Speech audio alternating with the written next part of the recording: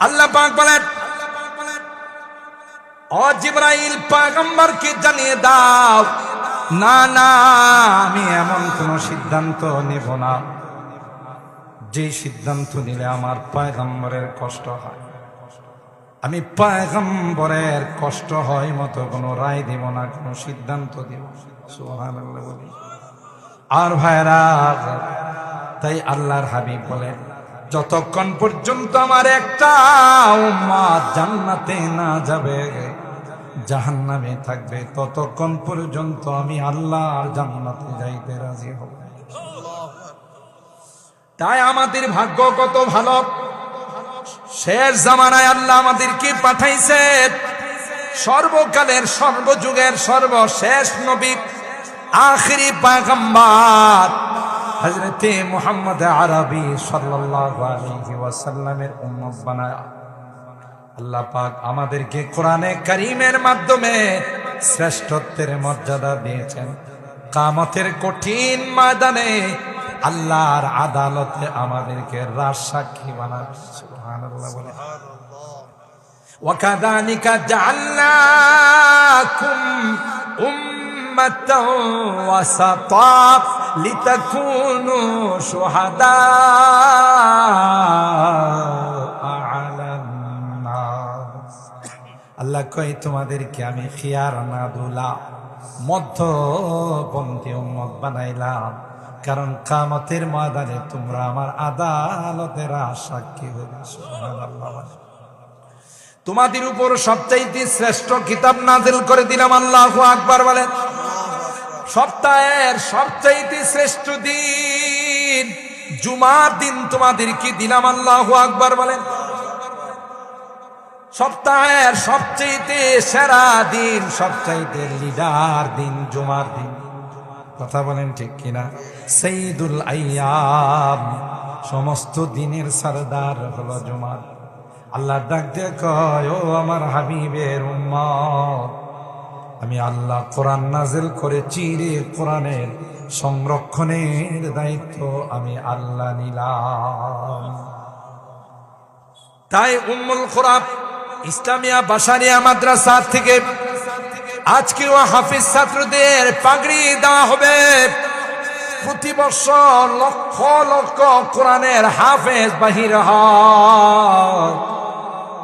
এমনও দেখা গেছে ৬-৭ বছরের বাচ্চাও হাফেজ হয়, ঠিক না?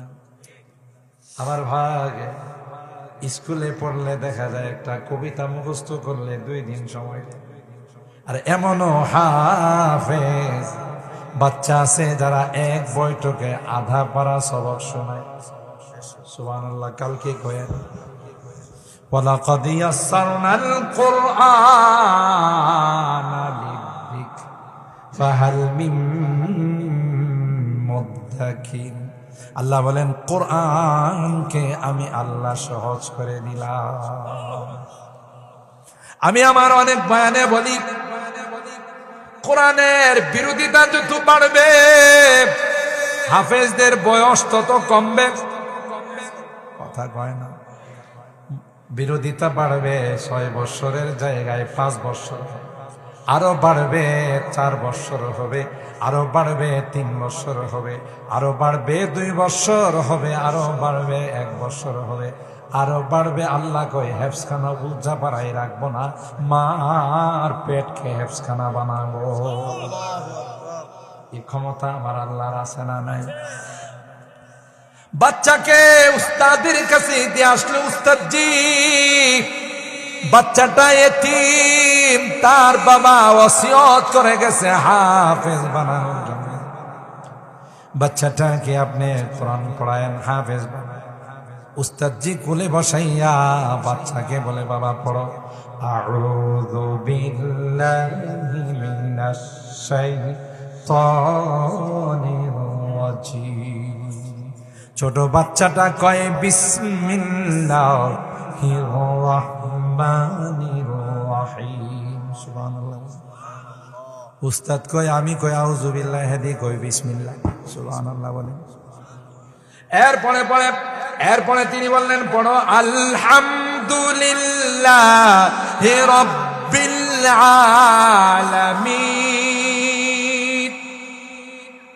বাচ্চাটা কয় আর রহমানির রহিম। উস্তাদ কয় আমি কই যা হে দে আমার আগেরটা কয় মালিকি ইয়াউমিদ্দিন।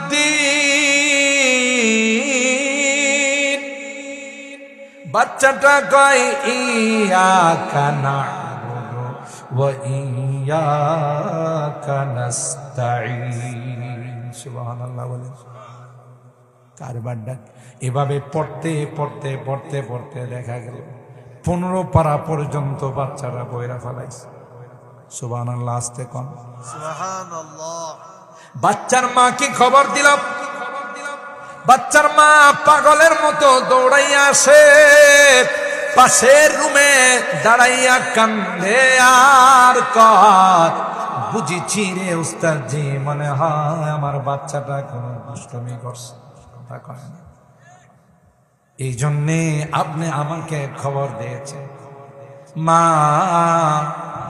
মা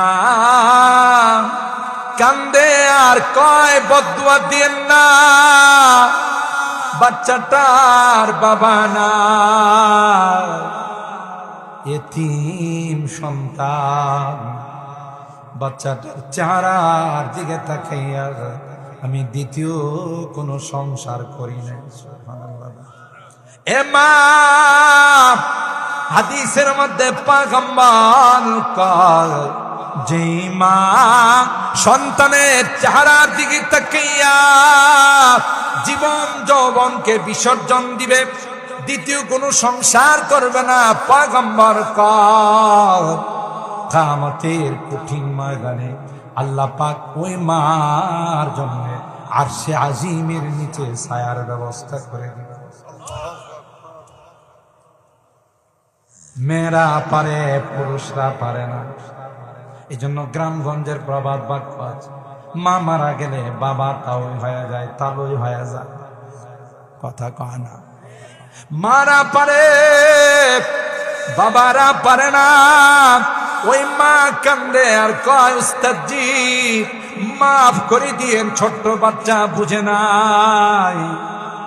উস্তাদ কয় না না, তোমার সন্তান কোনো বেয়াদবি করে, তুমি বললা তাকে প্রাথমিক শিক্ষা দেওয়ার। আমি যখন তাকে নিয়ে বসলাম দেখলাম 1 পারা নয়, 2 পারা নয়, টোটাল 15 পারার হাফেজ।